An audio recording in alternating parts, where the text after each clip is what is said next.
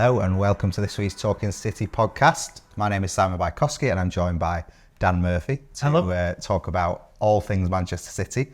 We've already gone over Newcastle last week, so this is here to talk about the defeat to Wolves at the weekend and look ahead to RB Leipzig. So, Dan, how are we? I'm alright. It's weird being on this side of the podcast, not controlling, not managing. Yeah, I'm in charge today. I know, so don't do me dirty. I've been to the game. So as a result of you being to the game while I was putting my feet up on holiday. So very jealous.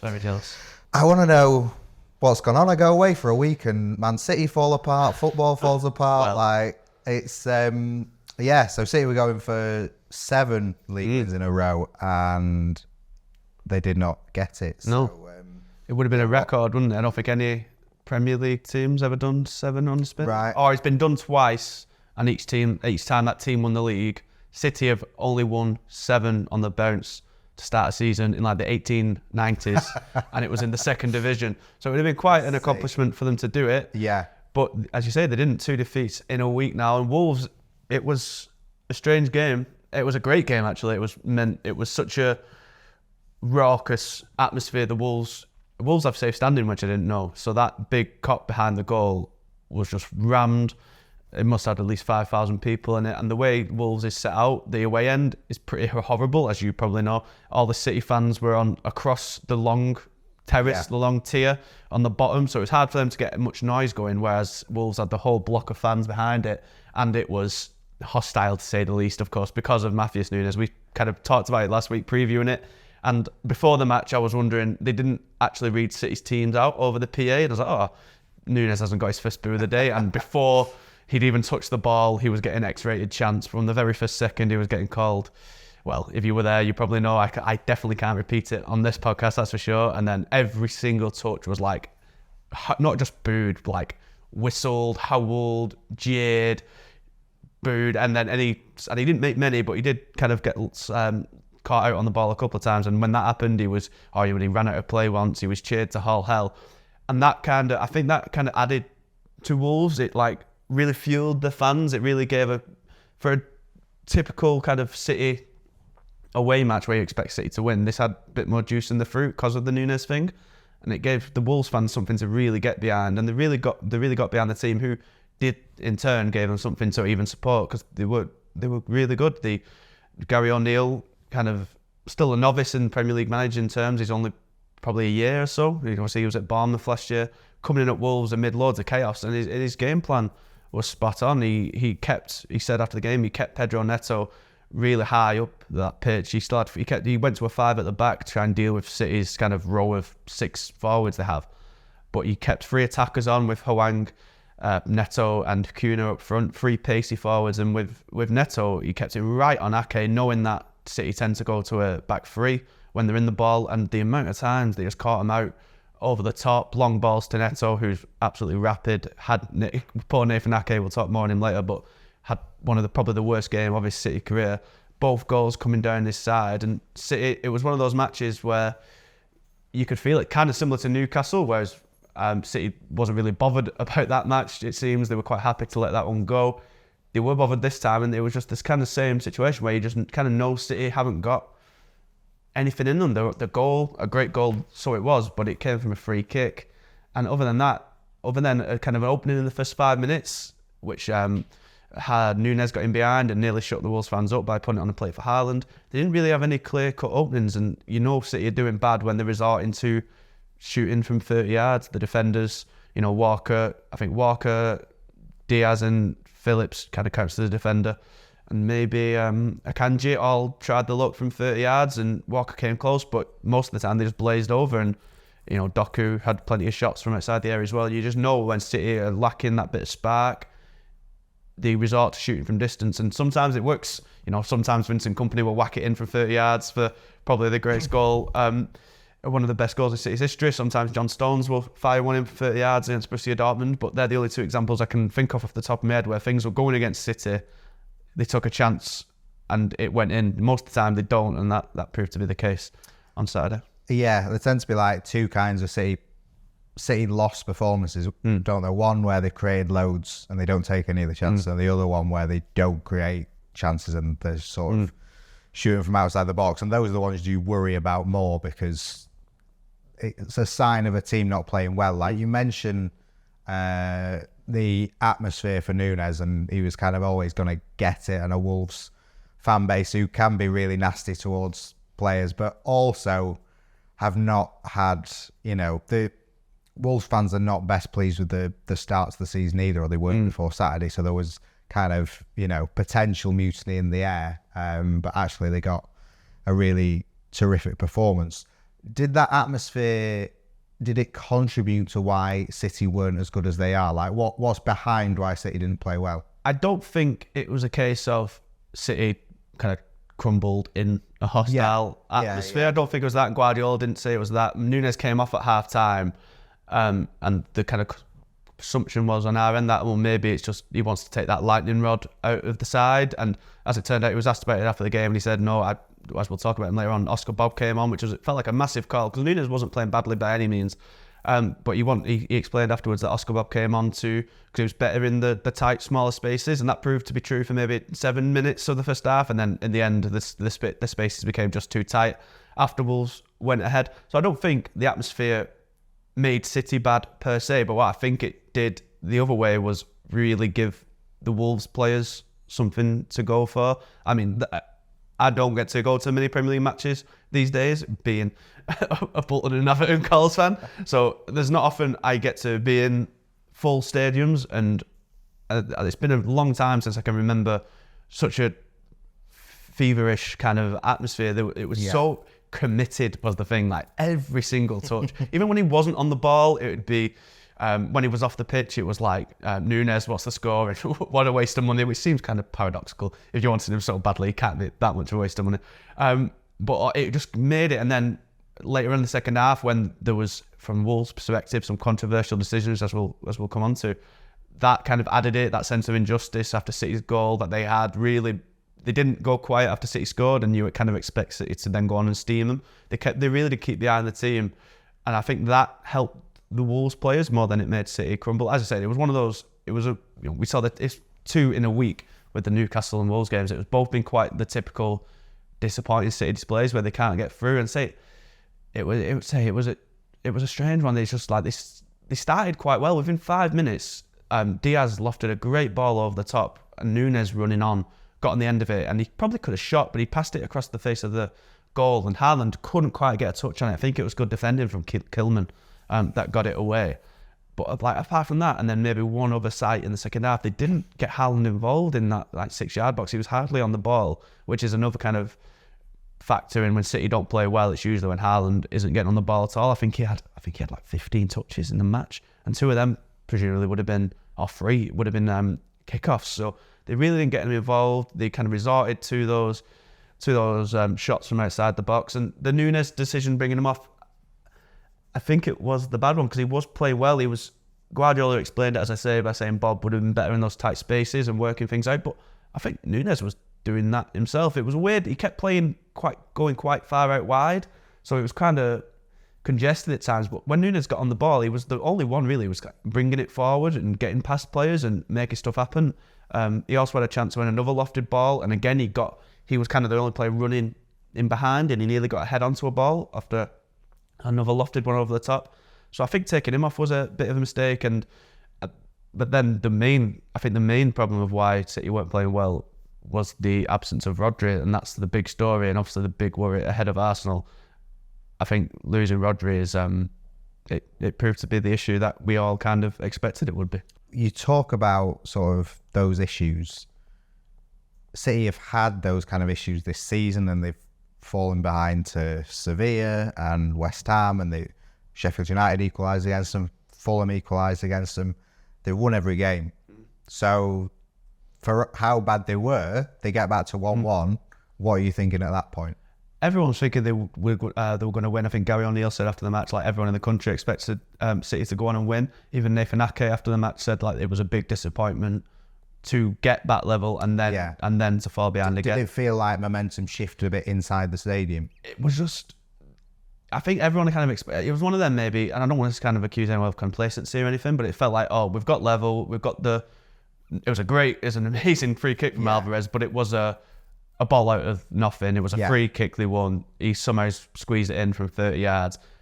From the chances they were creating, they didn't exactly deserve to be back. But once they have got that boost, you kind of expect the home fans to go quiet. Wolves, who were already kind of dug in deep, how do they then come out? But the trend of the match continued, and I don't think I've ever seen City gotten at so much. I can't really, unless you kind of watch the full match, I don't even know if the highlights would do it justice, because a lot of the times Wolves nearly got in behind. Diaz or Akanji had to like stretch back, run back and deal with the ball. And they did, like, even though they lost, Diaz and Akanji both played quite well, because the amount of times they had to deal with Wolves' three fast strikers coming at them, they had to come across and win the ball off them. And it's that trend of the match continued even after the goal. Neto, as I say, was really high up, going over. And because Pep obviously likes to have the defender go into the midfield, this time it was the Walker basically playing as a whole winger, basically dominating the whole flank. Because the ball was changing hands so often and Wolves were getting so many turnovers, Walker was caught up at the pitch. So City have a back three. Ake's going over to try and deal with Neto, who's got the beating of him, and Nelson Semedo as well, coming up from right wing back. Both of them had the beating of Ake. So then you've got Akanji and Diaz, who are having to struggle. They're stretched, coming across. Now, most of the times they won the tackle, they got the ball, but a lot of the times they couldn't. And, you know, the own goal, the opener was it coming off Diaz from Neto's great run. The second goal, again, the defence was, if you've seen the goal, you know that there was hardly anyone in the box to defend for City, because Diaz, I think it was coming over to try and deal with the ball coming in. It then lands at Cunha, who takes a stab at it. I think Edison saves, and then eventually does a good pass for Hwang to just cut in. And it was just like, I've never seen City have less control. I think it boils down to that thing that Guardiola always says, and it's always the thing he wants the most. He wants control. City didn't have it for pretty much the entire match. It was so frantic that they couldn't get a foot on the ball. They were losing it. There was at one point, it was a really hard game to blog live, I tell you, because the moment you look down to type, something had happened. The ball had changed hands. There was not many of those until the last 20 minutes when City had the ball but couldn't make chances because Wolves had dug in. There wasn't then periods of City just completely controlling the ball, completely dominating possession, and doing meaningful stuff with it. Instead, they were losing it. Wolves were transitioning really quickly to Neto and Semedo and Aït-Nouri, who had a really good game until he went off, and Hwang. They had so many runners going straight at City, and as we kind of know, if you get in behind City, there is, you know, that is the weakness. That's the exhaust port and the Death Star. That one weakness that they can't seem to deal with. And when you take Rodri out of that equation, who is usually so good at keeping the ball, so good at controlling it, slowing down the tempo, and obviously protecting the defence. And then you have that stretch back line. The Wolves just got out. It was really, really tactically astute from Gary O'Neill. And I think some kind of criticism can be laid at Guardiola for maybe not changing that back line. I don't quite understand why he didn't just go to a flat back four when it was so obvious Ake was getting really left exposed. Every time and again he was getting beat down that flank. And as I say, both goals coming down his side. Why not bring Walker back and let it just be a flat back four, even if it's just for 20 minutes to kind of stem the tide a bit? Because as I was saying earlier, and as we'll maybe touch on a bit more in detail in part two, Kovacic just did not cope well in that holding role either. So you take Rodri out, this kind of dislodges the defence, gets everything off kilter, and a manager who spotted those weaknesses, and they kind of ruthlessly exposed them, and City just didn't have an answer for it after that second goal. I think Nathan Ake described that second goal as a killer afterwards, and I think that's what it was. It kind of took, they were trying to build momentum. I think the winner came maybe like 5 or 6, 10 minutes tops after the equaliser, and it just took the wind they were building just completely out the sails. You've you've spoken a bit about what went wrong for City. You've also praised a lot of Wolves players and Gary O'Neill. Wolves have been a bit strange this season in terms of, you know, they got battered at home to Brighton, I think, but, you know, they were a bad refereeing decision away from getting a result at Old Trafford. Yeah.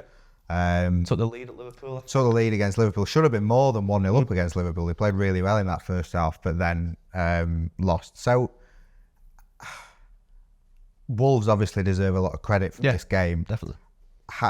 When you look at it from a City perspective, is it a bad game to lose, or is it one of those when you're taking kind of the situation of the squad do you sort of think, actually, you know, we're going to drop points along the way of the season, that it came at the wrong time for him? I think what makes it worse is that, you know, kind of Guardiola laughed off the Rodri problem ahead of the match. He was asked, you know, how do you replace him? He said, we'll still have 11 players. And he has to say that, obviously. He has to back his replacements and the team up. And of course, it's a talented team, but it was made, you know, Rodri wouldn't have started against Newcastle anyway, but they've lost now 2 games without him. And it was so obvious that was the biggest issue. And of course, the problem, maybe, you know, 1 defeat in a season, even against a team of a lower standing like Wolves, is by no means a disaster, especially when it's so early, as we talked about at length last season. Like, City were behind the race for so long last year, and only, you know, it was until February when they really hit the stride and clawed Arsenal back in. But with Tottenham doing really well and sticking about, and they're now second, and now Arsenal next week, they've got a chance to go ahead of City, having beaten them. We remember that what made last season so weird is that City and Arsenal couldn't play for so long. They didn't play in the all till January, was it, in the FA Cup? Yeah. Which, as you say, that win, Arsenal kind of maybe sacrificed that. That win gave City the momentum. I'm wondering if sacrificing that Carabao Cup defeat as against Newcastle, as good as it makes the calendar, did it take the momentum off City after starting so well? I wonder. And then they didn't play them in the league till, was it March, April? They didn't have the first meeting in the league, and by then, City were having the momentum, clawing it back. If Arsenal, who have the momentum, 4-0 win on Saturday themselves, maybe Saka's injured, Rice might be injured, so they're by no means at full strength. But City going into that without Rodri, having just been beaten by Wolves, without Rodri, and that so clearly being the issue, I think it's poor timing. And, you know, they can lose to Arsenal, and they'd only be 2 points ahead. It's by no means, you know, what did the gap get to last year? 9, was it? 1.7 at least. So it's going to be by no means kind of decisive so early, but going into that match, it's by no means good, and it's just a good job that he is back for Tuesday against Leipzig, which will hopefully give City a bit of a confidence boost if they can get back to winning ways. Right, that's it for part 1. Join us for part 2, where we'll get into Rodri a bit more, referees, and a few of the bigger issues around City.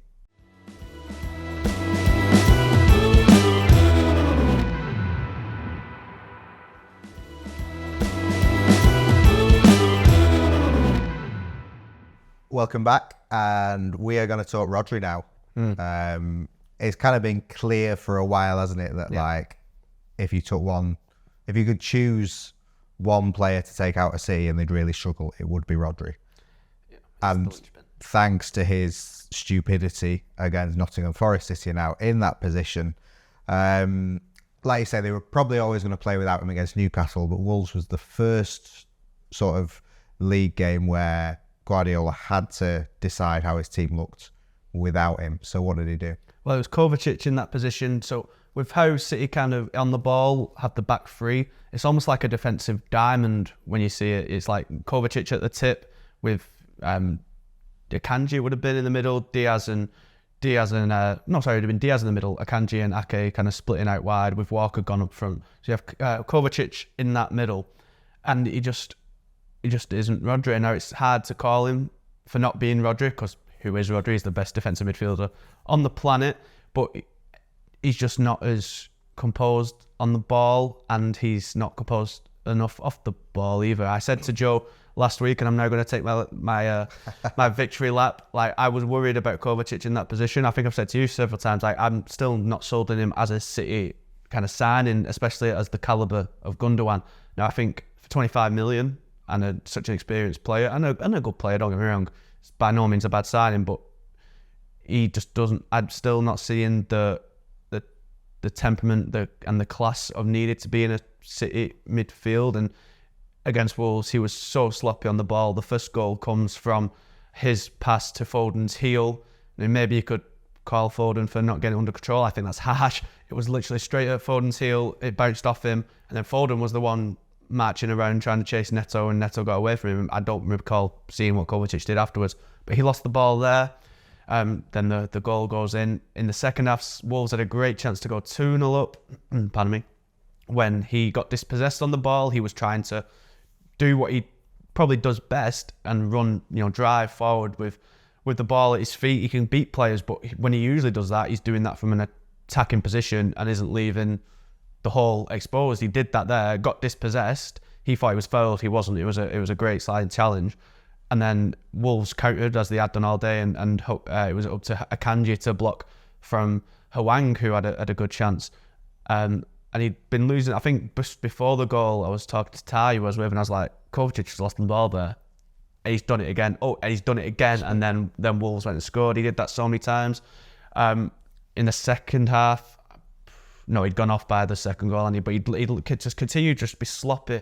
And it wasn't like his passes were like completely wayward, but they were like, they didn't have that conviction behind them. They were just like weak and stopping before the play, if you know what I mean. And the passes that you'd have Rodri doing, the simple ones that you just calm everything down, slow everything down to keep things ticking over, the short passes to his defence. With Kovacic, they were like either like too soft and intercepted, or like too hard and giving his teammate a difficult touch. And then off the ball, he's tackling.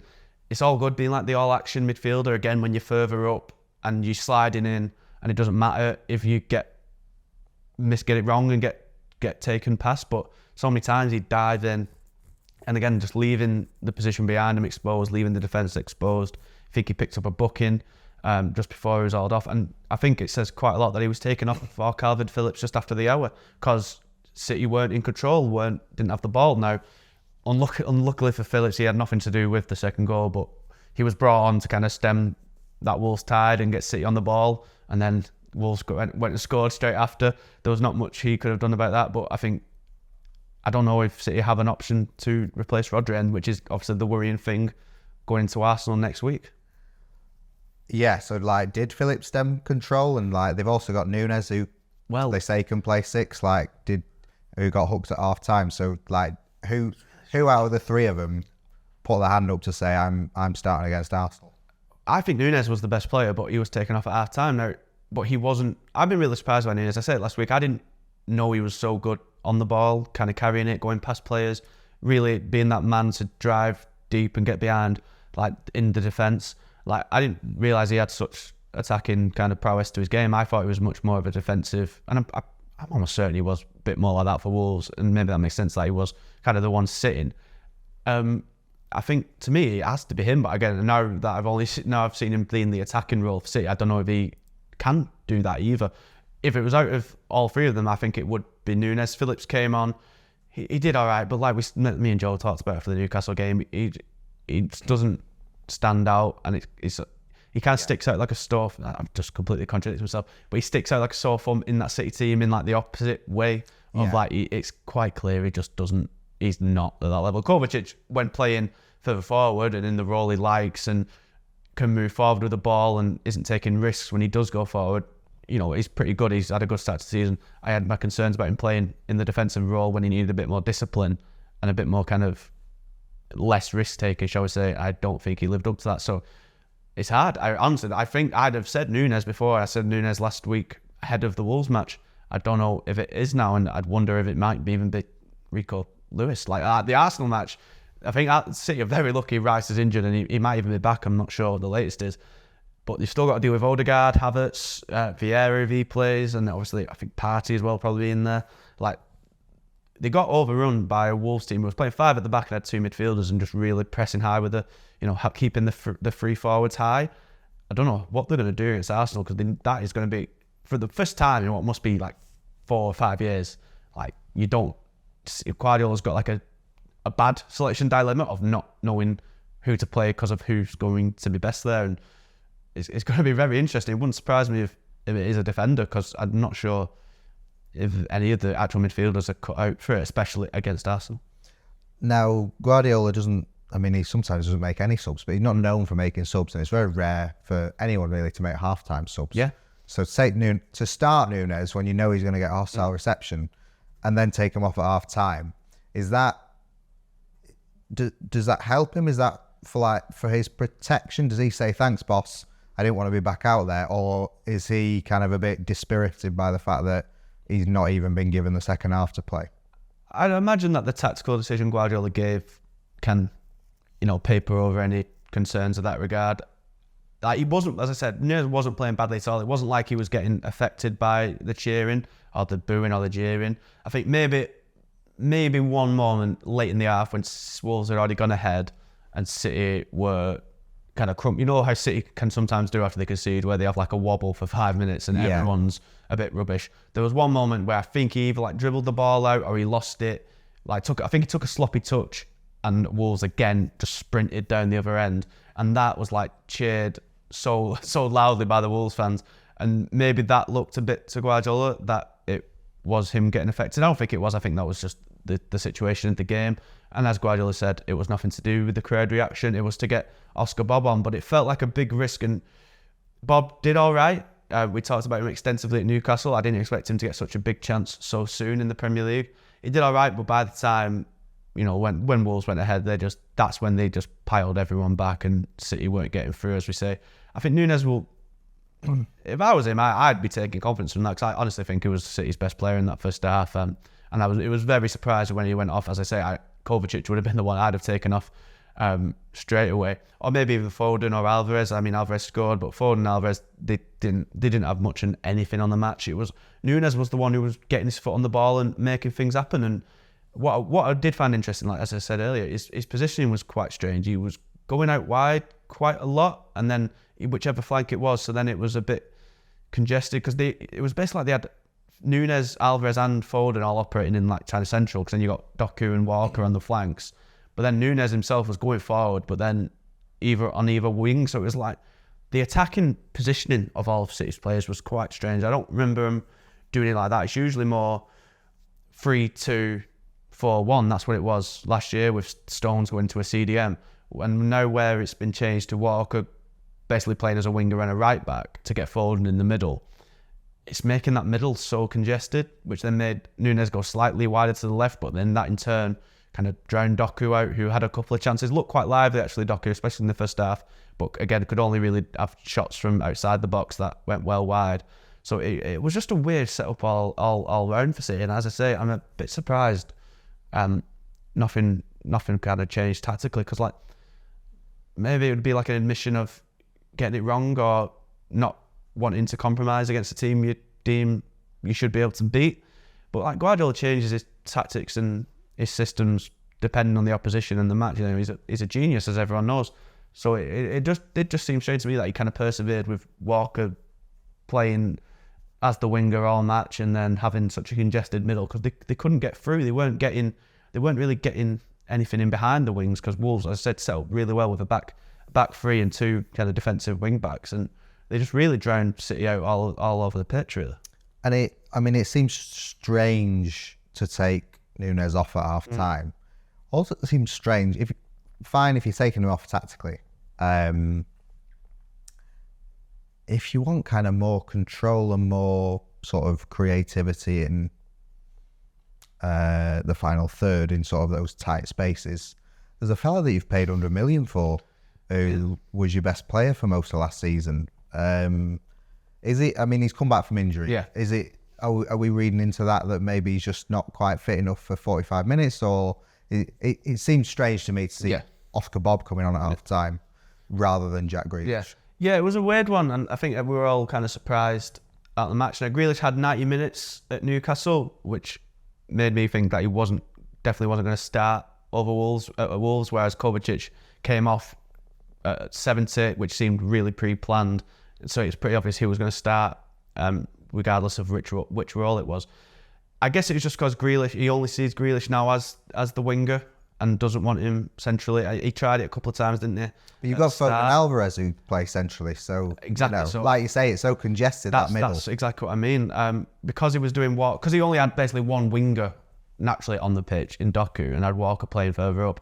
I'm guessing by the time Grealish came on at about the 70th minute, he did go on the left and Doku went over onto the right. I think he took Ake off, which had then left Grealish as the left back, and I was stunned City didn't actually get done on the counter again, actually. I guess it's because he sees Bob as this time. Bob has played as a winger when he's come on in the Premier League before this week, and he played centrally against Newcastle, and I don't know if you managed to watch it when you were sunning yourself over in Turkey. I hope he didn't, because it would not have been worth taking away from any holiday enjoyment. But he was really good, especially in the first half. He was really kind of silky and elegant on the ball in this central position, created the two best chances for City and playing through Julian Alvarez, and as he came on, I can understand why he'd want to give Bob a chance after such kind of a confidence-boosting game. It was still a shock to see him coming on at the break.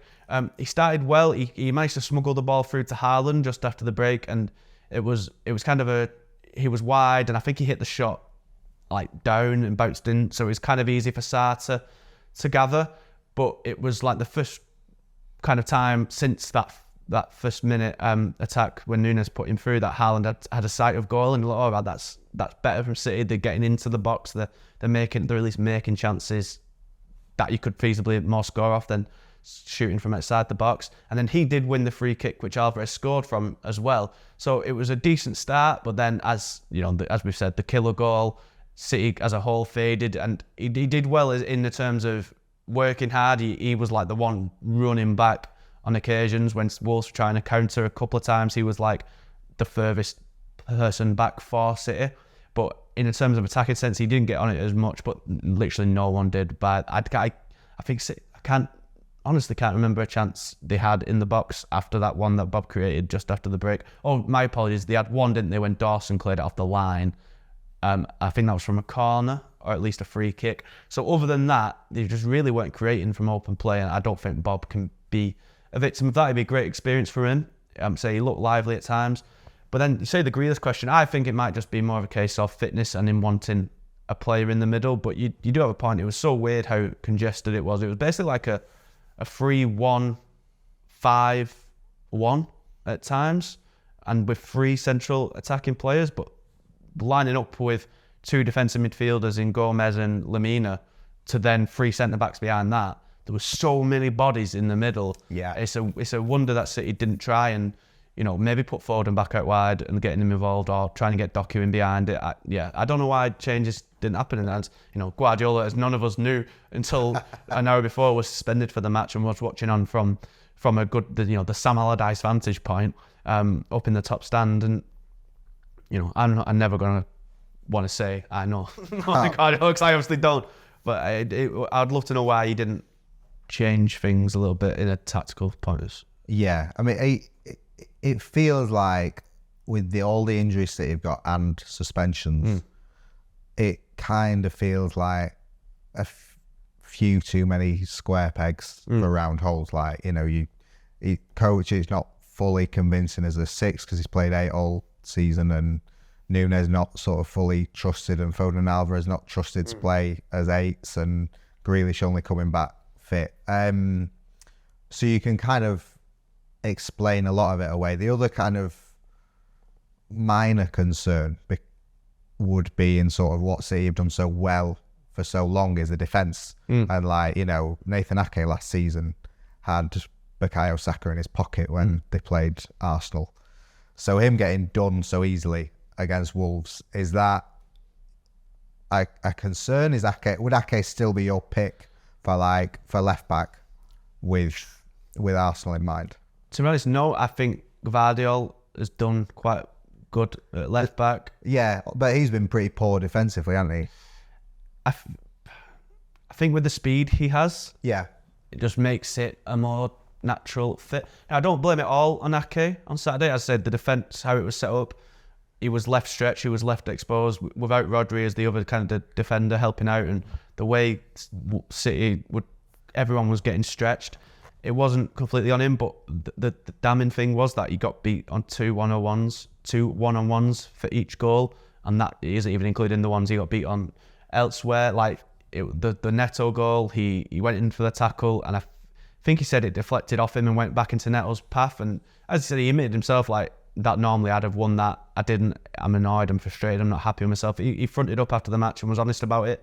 And as he said himself, everyone can have bad days. He had a bad day.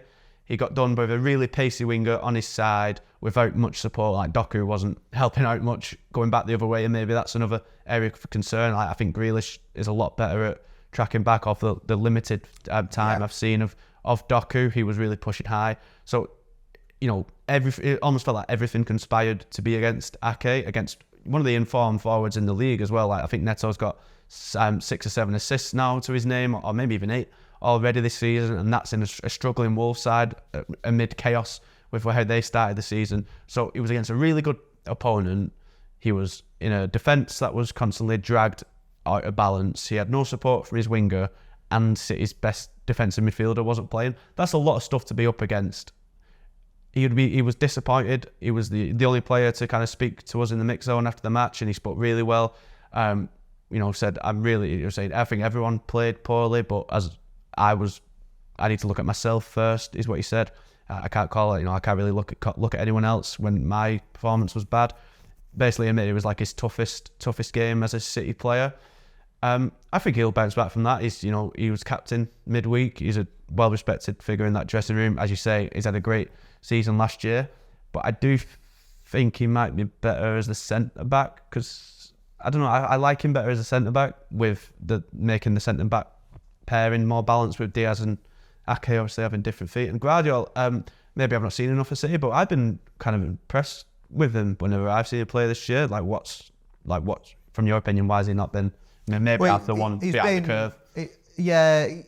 He's been good going forward, but his positioning's been kind of, you look at him and you think that's a guy sort of getting used to. Who doesn't know how to play left back in a City system, and I think he got caught out against Fulham a few times and Sheffield United. So I've liked what I've seen from him, but he's been weak defensively as a left back. Well, I think his pace would have been a real, the half-time change I would have made would have been to get Gvardiol in there somehow, because I just think his pace against Neto would have been such, and he might be positioning poor, but I think one-on-one, his strength and his size and his speed, does Neto get past Gvardiol as easy? We'll never know, but it's up there for debate. I'd have brought him on that match just because Ake it was one of them matches where he's just not going to have a good day. He was not winning any challenge. He was constantly getting beaten. Maybe Saka's out for Saturday. I'm sure that'll be relief. But Leipzig first, who've got their own fair helping of speed and attacking flair. So it'd be interesting to see if he keeps his spot. Guardiola often backs players after a bad showing to keep that faith.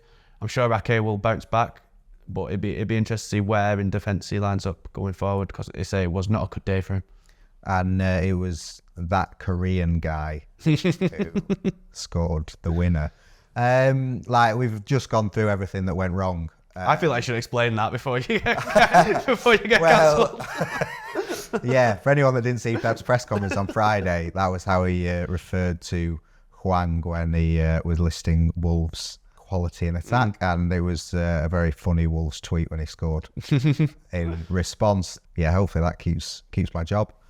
He shouldn't have been on the pitch. If you look at it, I thought that's the second yellow. This is the interesting one. I'd like to see it again, because I had my head in the laptop blogging, and the laptop was partially blocking the little telly we get. I think it's maybe one of those that looks worse on replay, or you don't notice first time and then you see it and you're like, well, that's technically a second yellow, isn't it? Yeah, I think it's one of those. I'd like to see it again to be sure, so don't pin me to the cross. But when I was watching it in real time, I felt it was more like he tried to clear a clearance and caught it. Technically, it should have been a yellow, but I think, and I know intent doesn't really matter, etc. and so on, but I think it wasn't at all meant to be a challenge, it seemed to me. It was more of trying to block clearance. And he's caught him, technically a yellow, but when you're already on a yellow, you get away with it.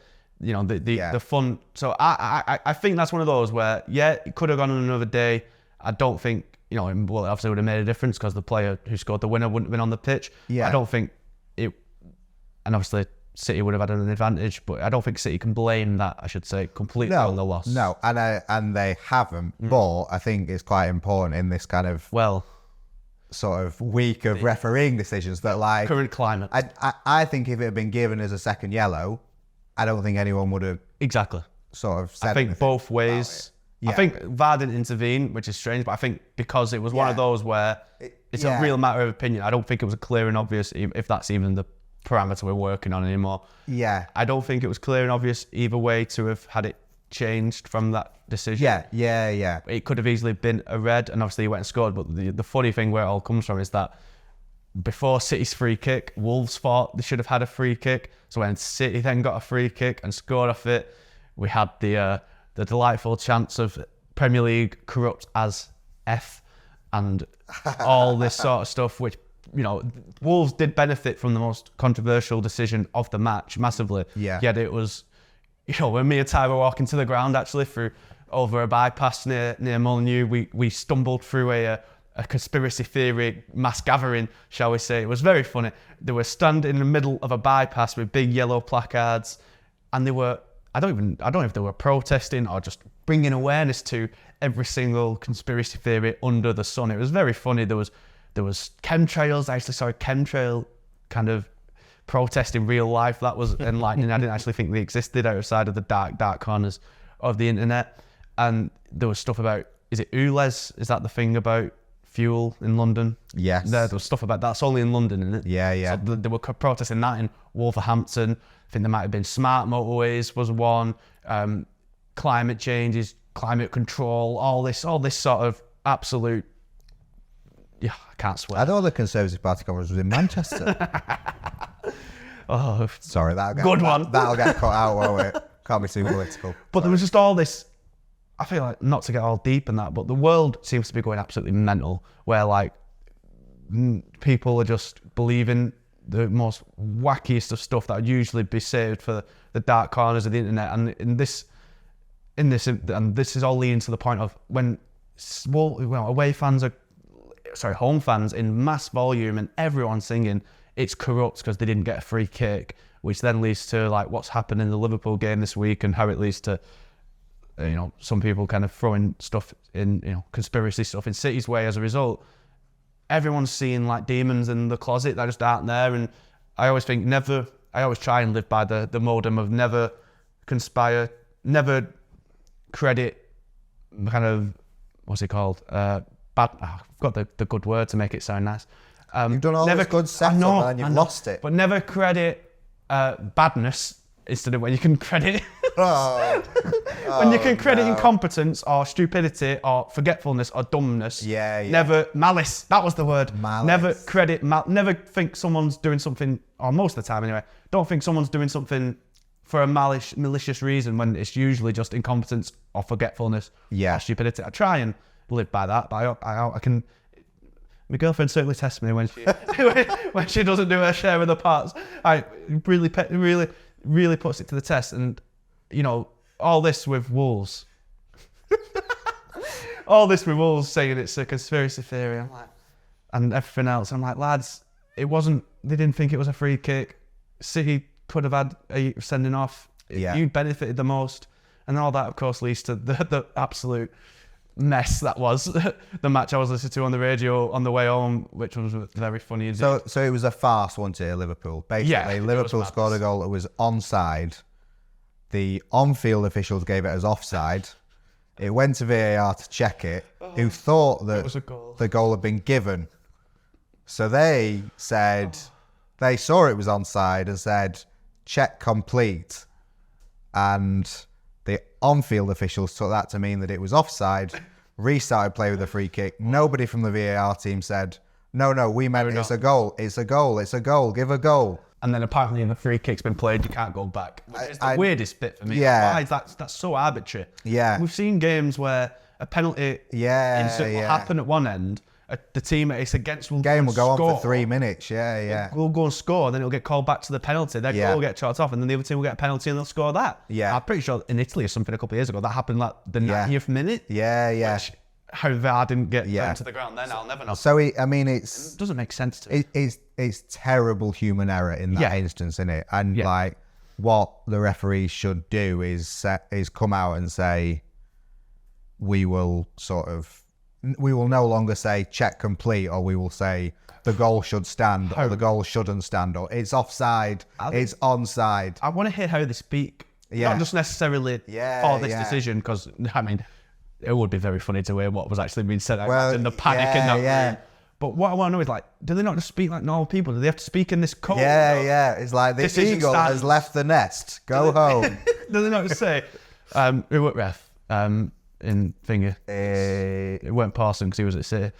He's usually the one around it. But you never go, Craig, I'm sorry, lad, we've had a little bit of a mix-up there. That's a goal, that, mate. Yeah. Can they not just say that instead of abort? I know. I'd love to know the panic that was. I'd love to know the panic that was rising in that room at the time. But it's just so it's terrible. It's a really bad thing, isn't it? And Liverpool have come out with a statement, which is worrying, I think, that sort of doesn't accept the apology, basically, and it's quite ominously worded. Yeah, it says they will explore other sort of means, which no one knows quite. Even if it's not by words, it says it undermines the sporting integrity, which it does. Team who wanted to go to Super League, it's all about what. I know that was probably a bit whataboutery, but I think that threat of potentially it being a legal matter, which could happen at some point. I'm not saying this matter exactly, but the way this is going and the amount of money at stake, it's not far away, and that's kind of really worrying. Yeah, it's heavy language for a heavyweight club to be thrown around. Yeah, and a subset of sort of the refereeing decisions is that the referee, whose name we should know for this very purpose. I know where the VAR one was. The VAR one, Darren England as well. They were refereeing in the UAE on Thursday. Yeah, were they refereeing or VAR in? I think it was the same combination. So all the whole team. Yeah. So it's a fair question to say, who signed this off from Howard Webb or whoever the referees, and can a referee ref on Thursday and Saturday? Like, are you fatigued? Is that? I think, presume they do. Well, yeah, players wouldn't play on a Thursday. They'd play on Sunday if they played on a Thursday night. Yeah. They'd have more of a turnaround. So is it fair to expect a ref to be able to turn in 2 good performances in three days? Where it has gone into full on conspiracy mode is people suggesting that because those 2 refs have been in the UAE, maybe because Manchester City's owners are, prominent figures in the UAE, that perhaps this is all one big ruse for Man City, who are under Premier League investigation for potentially breaking a number of very serious rules. Is this another way where Man City have benefited and their rivals have been cost, which is just like it's insanity. You took the word. It's absolutely insane. For one, Tottenham are higher in the table than Liverpool, and Tottenham being the beneficiary of that decision means Tottenham are now second. I don't know if Liverpool would have jumped to second if they had have. Might have gone top. Right, okay, fair enough. So it has stopped Liverpool going top. Fair enough then. What is it? September, October. It's not exactly like it's not. It's October. Yeah. Titles aren't decided in October. Yeah. It's benefited Spurs more than anyone because Spurs are now second, 1 point behind City. Yeah. And undefeated still, and looking really good. Could maybe, I doubt it, the squad's too thin, but could maybe be a challenger for City. Could square up for a good season. Yeah. With Liverpool, City, Tottenham and Arsenal all shaping up good. And Occam's razor, man. The simplest answer is the right one. Is this a global network conspiracy where referees are flying to UAE to give a decision which they had no idea could possibly have happened and would have had seconds to react to in real time? Are they conspiring to not give Liverpool a goal and send 2 other players off again as well, I presume, in this one match in early October, which probably won't have much bearing on the season come May, as we've seen. Every point matters, but so much can change from there and then. Or have referees that, God bless them, because Christ, I wouldn't do their job, but referees who, by the large, the standards of whom have been declining massively over years, would somehow conspire to do probably one of the most monumental mistakes I've ever seen in real life. What's more simpler? Underfunded referees using an appalling system made a massive mistake. I think that's the more reasonable explanation. There's a big debate about VAR, and it shouldn't even be a debate, it should be put in the bin. I think refereeing in this country needs to be completely overhauled given the extent of the mistakes and the amount of apologies Howard Webb's having to make week after week. And did Wolves, as we talked about, after the very first game The very first weekend of the season, Wolves should have had a penalty in the last minute to equalise for. And, you know, every team, I suppose because it's such poor across the board, such rank incompetence all over the gaff. And again, they're not funded enough. You know, I think they should be more worried about potentially referees going off to Saudi Arabia, where they'll not have to referee at any near as higher stakes or at higher intensity and probably get a lot more money for it. And if you lose the ones that are the best in the country, what on earth happens then? Because I tell you something, it does not get better the further down you go that pyramid, that is for sure. Yeah, I think every club's going to be on the wrong end of an absolute stinker this season. City have this weekend, or not quite to that level, but they'll feel aggrieved. Everyone's going to be on the wrong end of it, and there's no, you know, the conspiracy theories in this world are public money going into private hands, not refereeing decisions, I'm afraid. Focus your energy somewhere else, people. And this is it. Simon Hooper was the referee. Oh, okay, we got there in the end. Our lovely producer has told us, doing our work for us, which is excellent. But this is it. Like, there needs to be stuff done to improve refereeing. Mm-hmm. And Liverpool have put out a statement, and people have said, "Oh, you shouldn't criticise Liverpool for putting out a statement." Every team needs to get behind these changes, and it's fair. But that is undermined when those same people who are praising Liverpool for putting out statements and saying everyone needs to get behind and saying, "Oh, but what if actually it's a big thing to help Man City?"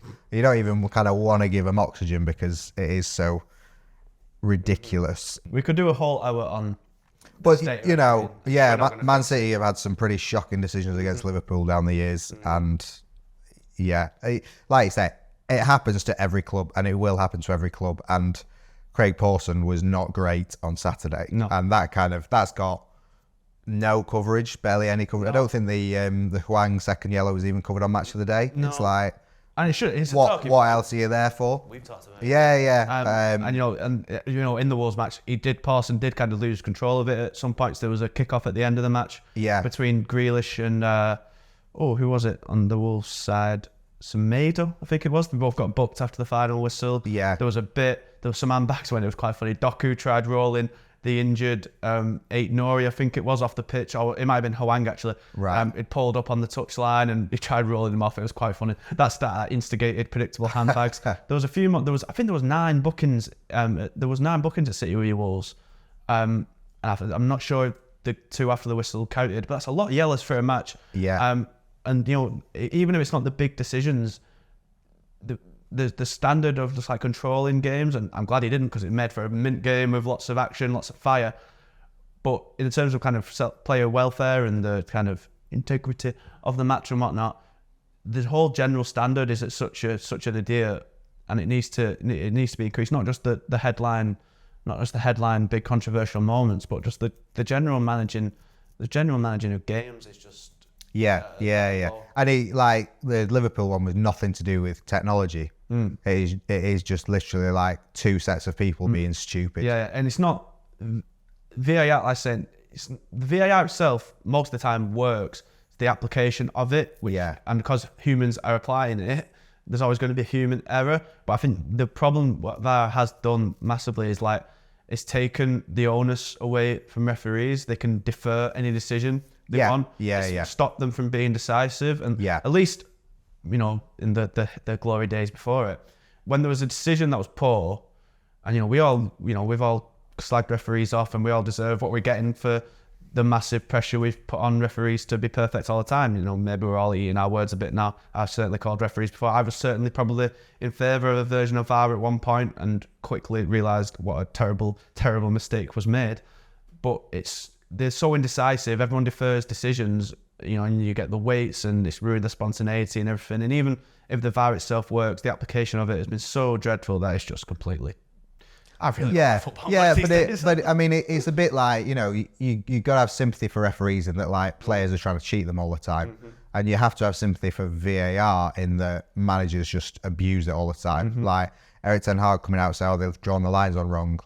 No, they've not, but the confidence and faith is so low that conspiracy can be seen anywhere. That when you're the manager of your team says, "Oh, that's a VAR problem, that's not us not setting the sort of the offside trap up correctly," then a load of people will believe them, and so it is very difficult. But generally standards need to improve, but we need kind of everyone to be together and not kind of pie in the sky. It can't be Liverpool, and I understand they can be annoyed. I mean, who was it who went down a couple of years ago from when Aston Villa stayed up over a goal line technology decision? It was at Sheffield United. Like, they didn't cause up this much of a stink. Yeah. Sheffield United caused up much of a stink when they went down over the Tevez thing. Yeah. Like, I think it's a bit much to be making such a song and dance and take such a hard stance on it. But especially, in a match now, and again, talking of sporting integrity, no team who went to the Super League can even, that's pathetic. And I'm sorry, even if it is Wildberry, to even suggest that, you need to take your head out of your backside. But it's getting to this point because there's so many bad decisions, and you can understand clubs are going to be annoyed. And if that sort of decision had have happened in a final, or cost someone Champions League, cost someone a lot of money, then the way it's going on, they're opening themselves to potential legal issues, and they really need to nip this in the bud before it gets to that point, because it will not be a pretty sight if it does. Right, let's steer away from legal issues and return in part 3, where we will look forward to City's second Champions League game.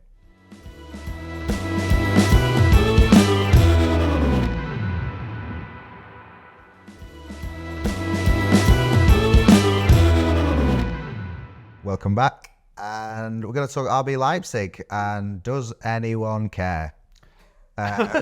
It's one of those games, isn't it? Champions League group stage, there's so little jeopardy in that. And this is the good Champions League. Imagine what it's going to be like next year, is it? When two teams eliminated after 30 fixtures. That's going to be so much fun. I can't wait. Yes. So City are away to RB Leipzig, who are probably the biggest threat in the group. Picked up a good result in their first group game, as City did. So this game is to see who gets early control of the group. And also, City are coming into it on the back of 2 straight defeats in 2 different competitions. The squad probably isn't going to be much better in terms of injuries than it was. So, does it matter if City lose? In terms of the group, no. Obviously, the 2 richest teams of every Champions League group pretty much tend to go through. I think there's usually only 1 or 2 kind of books to that trend usually, and often it's United, which it could well be again, which would be quite funny. The 2 richest teams in every group go through. City already have a good win. Even if they lose here away, you'd back them to win the 3 home matches, which pretty much gets them there. And again, you'd back them to beat the other 2 teams in the group away as well. But what I think it makes it more important is, of course, getting back to that winning way. Ake said after the game, we have to bounce back. We do not like losing 2 games in a row. And I certainly can't remember the last time they did that. Even more importantly, ahead of Arsenal, you want to get back to a bit of confidence, whereas Arsenal will be full of it, having beaten Bournemouth 4-0 and in really good stead themselves. Obviously, we'll talk more about the Arsenal match later on this week, and see where the squad's lie, because as we say, Arsenal have got some injuries as well. But the biggest boost for City, of course, is that Rodri will be playing back. That's the one boost they will get. He will almost certainly start, given he's suspended at the weekend, and having him back in the middle, I think, will just be a massive relief to the team. You'd still expect City to win. Leipzig had a good result the weekend. Well, not really. They were 2-0 up against Bayern Munich and then conspired to draw, but still not bad against the big guns in Germany. So they've got threats, but I mean, City smashed them 8-0, 7-0 when they were last at the Etihad. Obviously, they drew away, but their goal scorer that day, Josko Gvardiol, is now on the opposite side. Leipzig they're significantly weaker now. They've lost Nkunku, who didn't play that game, did he? He was injured anyway, but they still have threats. Leipzig, Xavi Simons is a really talented young player, and of course Dani Olmo they've still got knocking about, haven't they? The big striker Zesco. They've got threats. They're doing well in Germany, but you'd still expect City to beat them, especially with Rodri back.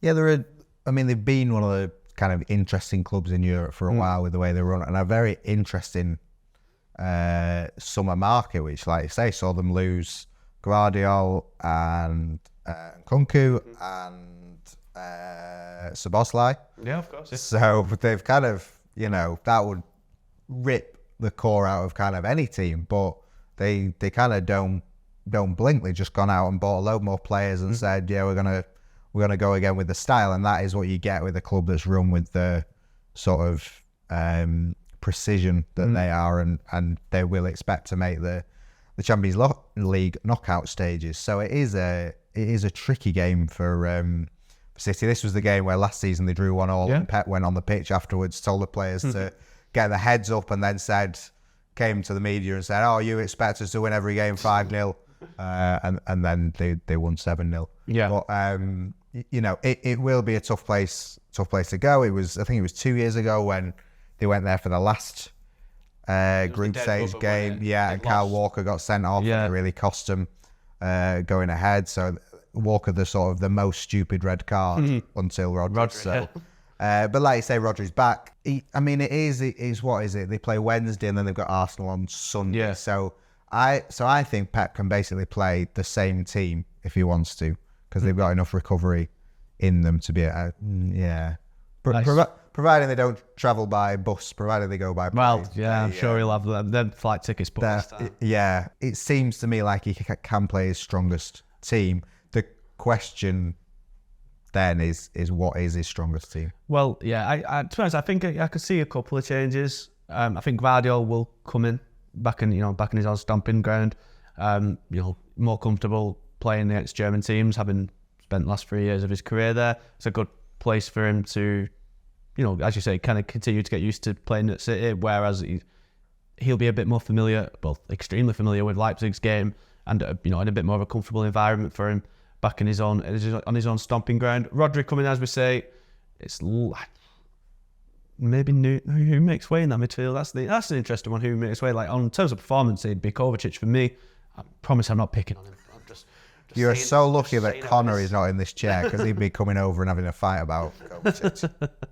But Rodri comes in. I expect Haaland to start Champions League. He doesn't really take chance in the Champions League, does it? Maybe Grealish comes in here, gets another 90 minutes under his belt. But otherwise, yeah, I'd expect it to be kind of pretty much the same starting lineup. I just wonder if it's a different system. I wonder if Pep will maybe change it back to the centre back going into midfield rather than Walker bombing up, because I know the aim of that is to get forward in midfield, but if he wants forward in midfield, just play forward in midfield. And if he can't, because Alvarez is playing really well, and I know we waxed lyrical over his performance in the Newcastle match, and that system worked really well then, but I think the frailties of it and the downsides of it were shown against Wolves, and they're now going to be playing in Leipzig and then Arsenal, two teams a lot better than Wolves, who probably have been watching the Wolves game and know a pretty clear-cut way on how that system can be gotten at. I wonder if it's a return to the more standard of the centre back going into midfield rather than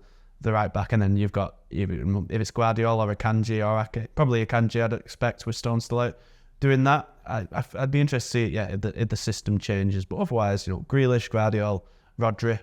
Other than that, probably the same sort of lineup I'd expect. I would agree with that, and I think I'd like to see Grealish back in, because I think he's had a lot of criticism this season for not very much. But he started last season, and I know his first season was obviously underwhelming. Yeah. But the second season he started poor. As I kind of said on last week's podcast, it wasn't until Wolves away, after the Nadia, which was that Borussia Dortmund match. Yeah. In which he was really bad and was hooked, and about the 58th minute was about to be hooked before Bellingham scored the opening goal, and then came off before the restart. As it was, Guardiola backed him then, and the very next game he scored within 50 seconds and was excellent against Wolves, then excellent against United in the 6-3. He started last season slow, maybe, he had an injury at the start of last season that reeled him out for a couple of games, took him a while to get to kind of full fitness. I expect it's kind of maybe similar thing this season, just feeling his way back in. Obviously he's got competition now with Doku, but I think on his day Grealish is probably still the better player. Doku offers something different. Yeah. But I think, there's a lot of excitement around Doku, and fair enough, but I just kind of think, the new tie, maybe. Yeah. New tie, he runs at players, he shoots from distance, but against Wolves, he had shots, but it was pretty ineffective. That's what I mean, without kind of disrespecting Doku. Like, he's had one very good game, and I'm not sure he's had another good game. So Grealish done all right in the games he's played this season. Assist against Sheffield United. So, and like I say, he's been injured again. So, Yeah, I think, and I don't think it really matters if they lose long term, but you don't. Of Arsenal. No, yeah, like nobody wants another hour of us two talking about everything wrong with City, even though they're top of the league. We always talk about kind of momentum and how that win last year. Yeah. You made the great point that proved to be so correct. Like City beat Arsenal in the FA Cup, and that really just gave City that psychological edge of Arsenal ahead of us, but we know we can beat them. What did they go and do? They went and beat them twice. Yeah. Does that work in reverse if they lose 3 games in a row and then potentially lose 4 games in a row? Now, has that ever happened under Guardiola? Yeah. I'd be very surprised. I don't think it does. I think they've lost 3 in 2018 when they lost both legs of their Liverpool Champions League quarter-final and lost to United in the league. Both legs of that Liverpool Champions League quarter-final. Terrible refereeing decisions went against. Who'd have thought? It's a conspiracy. But yeah, it's like, so losing to Newcastle doesn't really matter and you've covered it off anyway. Losing 1 league game doesn't really matter. Losing 1 Champions League game doesn't really matter. Losing to Arsenal doesn't potentially matter, but you don't want it all in a row. Lose them in a row doesn't matter. So 2 in a row kind of builds, and 3 would build and leave them really under. You can imagine a really proper like tetchy Guardiola press conference on Friday ahead of Arsenal if City lose in Leipzig and everyone's throwing like, you've never lost 3 games for 5 years. You've never lost 4. What's going on? So yeah, I can. Team would like to win football match, I think, is what we take from Leipzig. But it's going to be interesting, like you say. Does Rodri come back in? Is he still on the naughty step after? I think he has to. Red. Well, if he comes back in at City, then win 4-0 and then they go and lose to Arsenal. Yeah, but ahead of Arsenal, is it? I think. Would it be more useful to play without him? Whoever you're gonna? Yeah, potentially. But then if you lose without him again, is that really bad? I don't know. Maybe, potentially, as I say, I don't know who does that Rodri role, because I'd like to think he doesn't play Kovacic there again. He took him off at the hour mark for Phillips, and I think that says a lot. I don't think Phillips does do enough to start, especially against Arsenal. Does Lewis? Lewis has done it in the kind of inverted role. He's good on the ball, but again, he's a bit 18, 19. He's still inexperienced as well. It's gonna be a tough decision to make. I think that again, that was the juice in the fruit ahead of Wolves without Rodri, and then the Nunes thing. I think this is the bit that's making this game a bit interesting to see what he does. I expect Rodri to start because he'll want to get his fitness back up after not playing for a week and a half. Wanted to be ready for Arsenal. But you make a good point. Like, would it be good preparation for Arsenal without him? And who's going to play there? Honestly, I don't know. It's going to be very interesting to find out. Right. Well, we will keep you updated with all of that through the week, and we'll be back to look back on the RB Leipzig game and look ahead to Arsenal versus City, which is a huge Premier League game.